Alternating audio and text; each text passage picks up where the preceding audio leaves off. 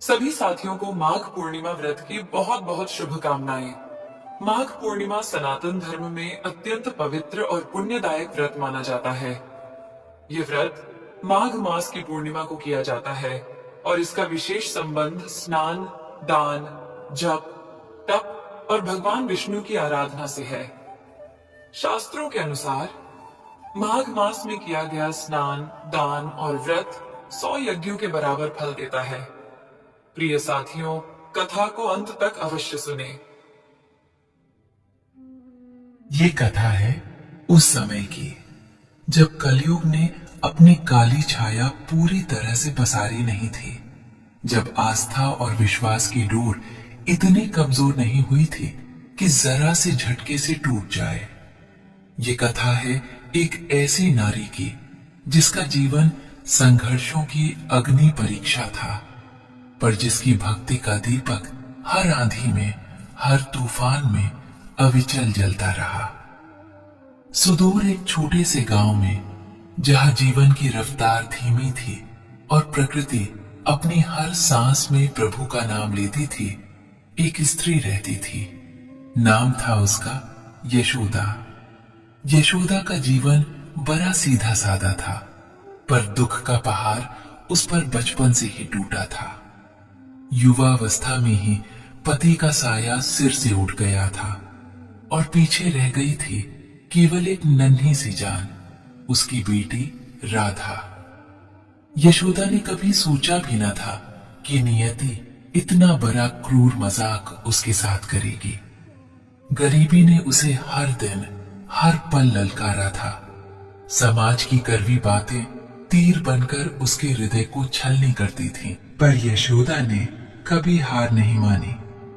उसकी एकमात्र पूंजी थी उसकी बेटी का प्यार और प्रभु नारायण पर उसका असीम विश्वास। वर्षों से यशोदा ने अपने पेट पर पत्थर बांधकर दिन रात मेहनत करके अपनी बेटी को पाला था। उसकी आंखें अक्सर आंसुओं से भरी रहती थीं, पर उसकी आत्मा में नारायण के प्रति ऐसी अटूट श्रद्धा थी कि कोई भी कष्ट उसे झुका नहीं पाया। इस वर्ष माघ पूर्णिमा आने वाली थी। ये एक ऐसा पावन पर्व था जब गंगा में स्नान करने मात्र से जन्म जन्मांतर के पाप धुल जाते हैं और मनोकामनाएं पूर्ण होती हैं। यशोदा ने कई वर्षों से ये व्रत रखने का संकल्प लिया था, पर कभी धन के अभाव में, कभी स्वास्थ्य के कारण वो गंगा तक पहुंच न पाई थी। इस बार उसने ठान लिया था, चाहे कुछ भी हो जाए, वो माघ पूर्णिमा पर गंगा स्नान के लिए अवश्य जाएगी। उसने अपनी बेटी राधा के उज्जवल भविष्य के लिए, उसके स्वास्थ्य और सुख की कामना के लिए ये कठिन व्रत उठाया था। वो निराहार व्रत रखने वाली थी। सूर्योदय से लेकर अगले सूर्योदय तक अन्न का एक दाना भी मुंह में न डालने का उसका दृढ़ संकल्प था। कई दिनों से उसने अपनी छोटी मोटी बचत से कुछ पैसे जमा किए थे। उन पैसों से उसने एक पुरानी सी साड़ी और कुछ फलों का प्रसाद खरीदा, जो वो गंगा मैया को अर्पित कर सके और वापसी में अपने व्रत को तोड़ने के लिए रख सके। रात भर वो सो न पाई। ठिठुरती ठंड में तारों भरे आसमान के नीचे वो बस यही प्रार्थना करती रही, हे नारायण, मुझ दुखियारी पर कृपा करना, मेरा ये व्रत स्वीकार करना और मेरी राधा को सुख देना। भोर होने से पहले ही, जब चांद अभी पूरी तरह से छिपा नहीं था और सूरज की लालिमा दूर क्षितिज पर भी नहीं उभरी थी, यशोदा ने अपनी गठरी उठाई। बेटी सो रही थी। उसे जगाना उसे अच्छा नहीं लगा, सो चुपचाप उसके माथे पर एक चुंबन देकर वो गंगा की ओर चल पड़ी। रास्ता लंबा और पथरीला था। कड़ाके की ठंड हड्डी पसली गला रही थी, पर यशोदा के मन में तो बस गंगा मैया का ध्यान था और नारायण का नाम। उसके नंगे पांव पत्थरों पर पड़ रहे थे, कांटों से बिंध रहे थे, पर उसे कोई पीड़ा महसूस नहीं हो रही थी। उसकी आंखें नम थीं, पर चेहरे पर एक अद्भुत शांति थी। ये शांति थी अटल विश्वास की, अडिग भक्ति की। कई घंटों की यात्रा के बाद अंततः उसे दूर से गंगा का विहंगम दृश्य दिखाई दिया। उसकी आंखें चमक उठी। गंगा के पवित्र तट पर पहुंचते ही उसने देखा हजारों श्रद्धालु दूर दूर से आए हुए थे। हर तरफ हर हर गंगे का जयघोष गूंज रहा था। ठंड इतनी ज्यादा थी कि लोग कांप रहे थे, पर भक्ति का जुनून उस ठंड पर भारी पड़ रहा था। यशोदा ने भी गंगा मैया को प्रणाम किया। अपनी गठरी एक तरफ रखकर वो ठंडे जल में उतरने लगी। बर्फ सा ठंडा पानी जब उसके शरीर से टकराया तो एक पल के लिए उसकी सांस रुक गई, पर फिर उसने अपनी आंखें बंद कर ली और भगवान विष्णु का ध्यान करने लगी। नारायण नारायण नारायण, उसके होठों पर बस यही नाम था। उसने गंगा में 3 पवित्र डुबकियां लगाईं और हर डुबकी के साथ उसने महसूस किया जैसे उसके शरीर की सारी थकान, मन की सारी पीड़ा और जीवन का सारा बोझ जल में विलीन होता जा रहा है। एक अलौकिक शांति उसके पूरे अस्तित्व में समा गई। उसने गंगा मैया को प्रणाम किया, अपनी बेटी के लिए प्रार्थना की और मन में नारायण का नाम लेते हुए गंगा से बाहर निकली। वो गीली साड़ी में ही थी और ठंड से उसका शरीर कांप रहा था। उसने अपने लाए हुए फलों का प्रसाद गंगा मैया को अर्पित किया और बचे हुए फल अपनी गठरी में संभाल कर रख लिए।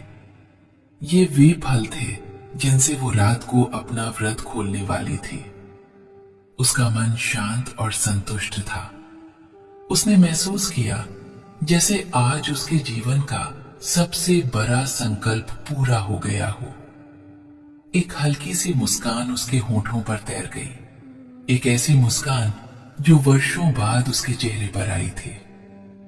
अब उसे वापस अपने गांव जाना था, जहां उसकी नन्ही राधा उसकी राह देख रही होगी। यशोदा ने अपनी गठरी उठाई और उसी पथरीले रास्ते पर वापस लौटने लगी। उसका शरीर स्नान के बाद और भी शिथिल हो गया था और निराहार होने के कारण उसे हल्की चक्कर आ रहे थे। सूरज अब धीरे धीरे अपनी पूरी आभा के साथ निकल चुका था और उसकी किरणें ठंडी हवा में हल्की गर्माहट खोल रही थी। वो धीरे धीरे कदम बढ़ा रही थी, मन में नारायण के भजन गुनगुनाते हुए। तभी रास्ते के किनारे एक बड़े बरगद के पेड़ के नीचे उसकी नजर एक आकृति पर पड़ी। वो आकृति एक साधु की थी। साधु जीर्ण शीर्ण वस्त्रों में लिपटे हुए थे। उनका शरीर अत्यंत दुबला पतला था, मानो हड्डियों का ढांचा मात्र हो। उनका चेहरा पीला पड़ा हुआ था और उनकी आंखें भीतर धसी हुई थीं। वे ठंड से कांप रहे थे और उनके होठों से हल्की सी कराह निकल रही थी।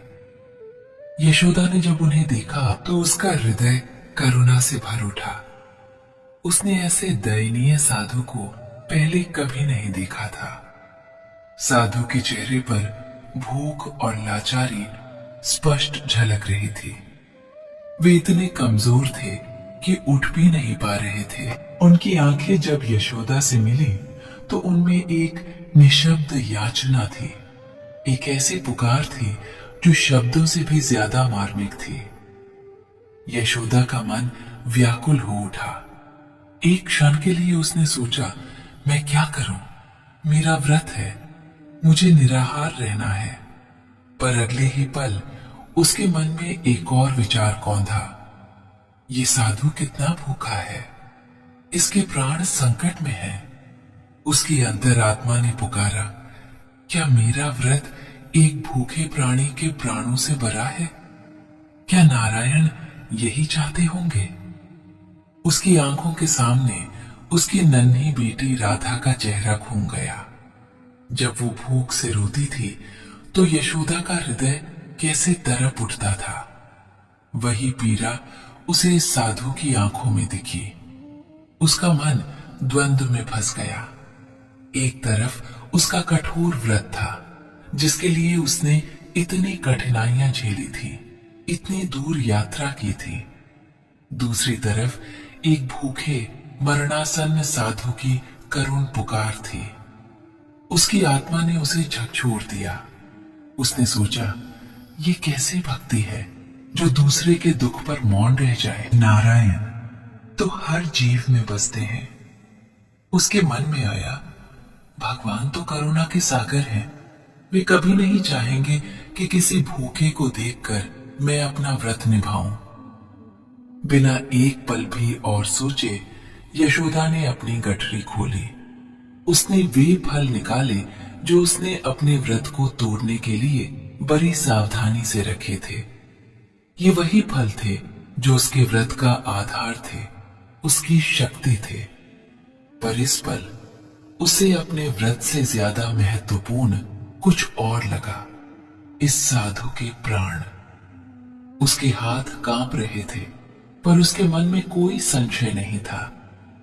उसने साधु के पास जाकर उन्हें सहारा दिया। महाराज, आप भूखे हैं, ये फल ग्रहण कीजिए। उसकी आवाज में ममता और करुणा घुली हुई थी। साधु ने जब उन फलों को देखा तो उनकी आंखों में एक चमक आई। उनके सूखे होठों पर एक हल्की सी मुस्कान आई। उन्होंने कांपते हाथों से फल लिए और खाने लगे। उनकी भूख इतनी प्रबल थी कि वे जल्दी जल्दी फलों को अपने मुंह में डाल रहे थे। यशोदा वहीं बैठी रही। उन्होंने निहारती रही।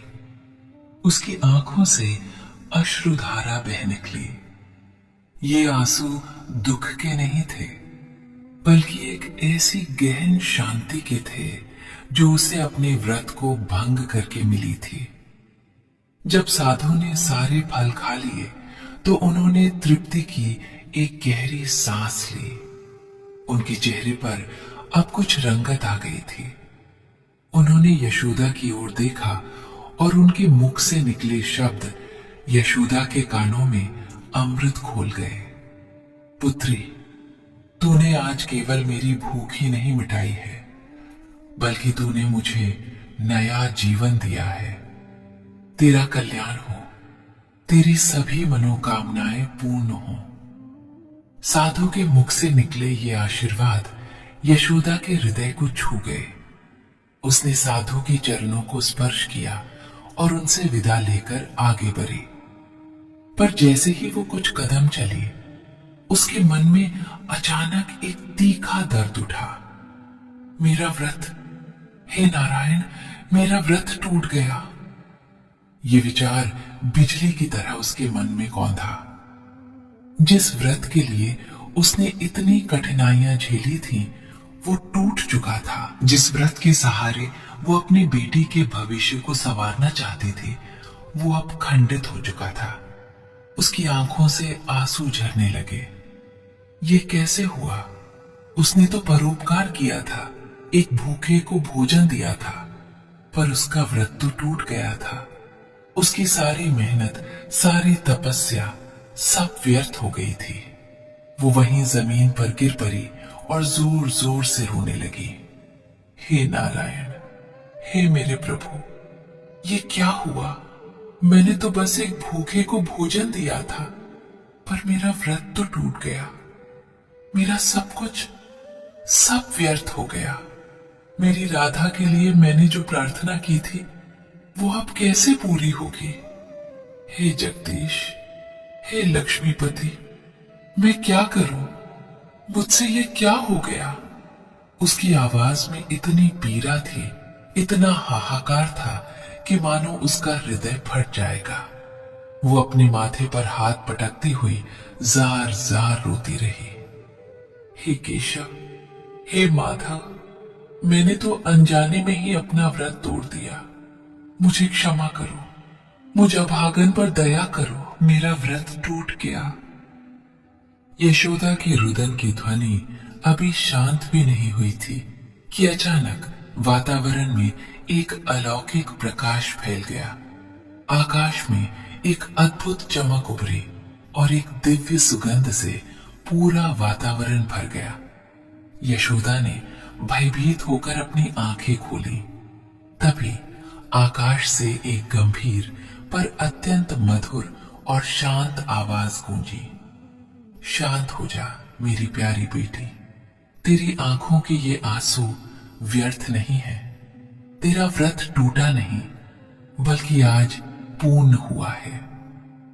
यशोदा ने अविश्वास भरी नजरों से आकाश की ओर देखा। ये किसकी आवाज है? उसके मन में एक प्रश्न उठा। कौन है जो मुझे बेटी कहकर पुकार रहा है? वो अभी कुछ समझ ही पाती कि उसी क्षण उस अलौकिक प्रकाश के मध्य उसे एक भव्य दर्शन हुए। साक्षात भगवान विष्णु अपने चतुर्भुज रूप में पीतांबर धारण किए, शंख चक्र गदा और पद्म लिए गरुड़ पर विराजित होकर उसके सम्मुख प्रकट हुए। उनके मुख पर करोड़ों सूर्यों का तेज था, पर उनकी आंखों में असीम करुणा और प्रेम झलक रहा था। उनके दर्शन मात्र से यशोदा का शरीर पुलकित हो उठा। वो अवाक रह गई। उसकी आंखों से आंसू अभी भी बह रहे थे, पर अब वे पीड़ा के नहीं बल्कि परम आनंद और आश्चर्य के थे। वो अपने कानों पर विश्वास नहीं कर पा रही थी। भगवान विष्णु ने अपने दिव्य मुख से कहा, हे मेरी प्रिय यशोदा, तू क्यों इतनी व्यथित है? तूने जो किया वो किसी भी व्रत, किसी भी तपस्या से कहीं ज्यादा श्रेष्ठ है। भगवान की आवाज में इतनी मिठास थी कि यशोदा मंत्रमुग्ध होकर सुनती रही। तेरा व्रत खंडित नहीं हुआ, बल्कि आज तूने मेरे हृदय को प्रसन्न किया है। माघ पूर्णिमा का स्नान, व्रत, दान, तप, इन सब का सार है दीन दुखियों की सेवा। जब तूने उस भूखे साधु को अन्न दिया तो तूने किसी साधु को नहीं बल्कि साक्षात मुझे भोजन कराया था। मैं ही तो था उस भूखे साधु के रूप में जो तेरी परीक्षा लेने आया था, और तू उस परीक्षा में खरी उतरी है। बेटी, यशोदा के पैरों तले जमीन खिसकते, प्रभु आप ही थे? वो कांपते हुए बोली। उसकी आंखों में अब पश्चाताप के बजाय परम संतोष और भक्ति का भाव था। हाँ बेटी, जब कोई प्राणी भूख से तड़पता है और कोई दयालु हृदय उसे अपना भोजन देकर उसकी पीड़ा हरता है, तो मैं ही उस रूप में भोजन ग्रहण करता हूं। तेरा व्रत अन्न त्याग का था, पर तेरा धर्म था करुणा का, और करुणा ही सबसे बड़ा धर्म है, सबसे बड़ा पुण्य है। भगवान विष्णु के शब्द यशोदा के हृदय में अमृत की तरह उतर रहे थे। संसार के सारे व्रत, सारे अनुष्ठान, सब बाहरी कर्मकांड हैं, यदि उनके मूल में प्रेम और करुणा ना हो। तूने अपने निराहार व्रत को त्याग कर एक भूखे प्राणी के प्राणों की रक्षा की। इससे बड़ा त्याग क्या हो सकता है? इससे बड़ा पुण्य क्या हो सकता है? भगवान विष्णु ने आगे कहा, तूने अपने लिए जो कामना की थी, अपनी पुत्री राधा के लिए जो सुख मांगा था, वो सब आज से 100 गुना अधिक होकर तुझे प्राप्त होगा। तेरी राधा का जीवन सुखमय होगा, उसे किसी प्रकार का कष्ट नहीं होगा। और तूने जो मेरे प्रति इतनी अटूट श्रद्धा रखी है, उसके लिए मैं तुझे मोक्ष का वरदान देता हूं। तूने आज मुझे भोजन कराकर तीनों लोकों में मेरा मान बढ़ाया है। भगवान विष्णु की वाणी में ऐसा सम्मोहन था कि यशोदा के हृदय का सारा मैल धुल गया। उसे अपने जीवन का वास्तविक अर्थ समझ में आया। उसकी आंखों से अब आनंद के आंसू बह रहे थे। वो बार बार प्रभु के चरणों में साष्टांग प्रणाम कर रही थी। हे प्रभु, मैं अज्ञानी, मैं नहीं जानती थी कि आप हर कण में विद्यमान हैं, हर जीव में निवास करते हैं। मेरा ये व्रत टूटना नहीं था, ये तो मेरे जीवन का सबसे बड़ा वरदान था। भगवान विष्णु ने उसे आशीर्वाद दिया और मंद मंद मुस्कुराते हुए उसी दिव्य प्रकाश के साथ अंतर्धान हो गए। यशोदा वहीं बैठी रही। उसके मन में एक अद्वितीय शांति थी, एक ऐसा संतोष था जो उसने अपने पूरे जीवन में कभी अनुभव नहीं किया था। उसे लगा जैसे उसका शरीर हल्का हो गया हो और उसका मन सारी चिंताओं से मुक्त हो गया हो। उसके चेहरे पर अब दुख की कोई रेखा नहीं थी, बल्कि एक ऐसी दिव्य आभा थी जो उसके भीतर प्रज्वलित हुई थी। वो उठकर धीरे धीरे अपने गांव की ओर चली। रास्ते में अब उसे थकान महसूस नहीं हो रही थी। उसके हर कदम में एक नई ऊर्जा थी, एक नया उत्साह था। जब वो अपने घर पहुंची तो उसकी बेटी राधा भागकर उसके पास आई। यशोदा ने उसे गले लगा लिया और उसकी आंखों में अब एक ऐसी चमक थी जो पहले कभी नहीं थी। यशोदा ने अपनी बेटी को भगवान विष्णु के दर्शन और साधु रूपी प्रभु की कथा सुनाई। राधा भी आश्चर्यचकित रह गई। उस दिन के बाद यशोदा का जीवन बदल गया।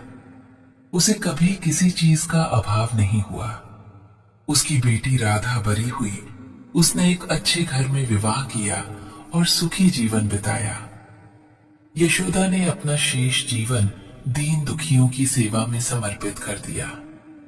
वो समझ गई थी कि असली भक्ति मंदिरों में नहीं, बल्कि मानव सेवा में है। असली व्रत अन्न त्याग में नहीं, बल्कि करुणा और त्याग में है। भगवान हर जीव में बसते हैं और उनकी सेवा ही साक्षात प्रभु की सेवा है। ये कथा हमें सिखाती है कि धर्म का वास्तविक अर्थ कर्म कांडों में नहीं, बल्कि प्रेम, दया और निस्वार्थ सेवा में छिपा है।